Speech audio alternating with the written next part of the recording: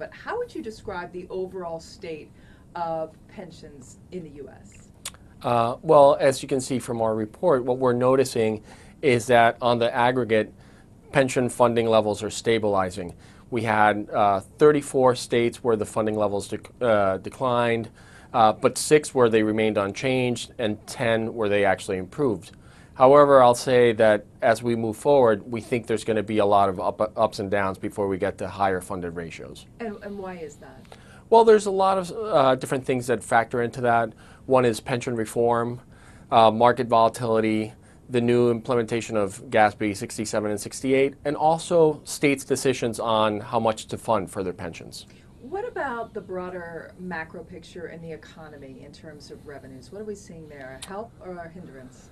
Well, I think part of what we're seeing is that for most states, the revenues are getting back to pre-recession levels. But they're not keeping up with the growth in expenditures. And so when you're thinking about pensions, there's a lot of competing demands on those revenues, whether it be restoring services, reducing taxes, or just new services. What surprised you in terms of some of the individual state stories when you were going through the research? Were there some surprising names on your list?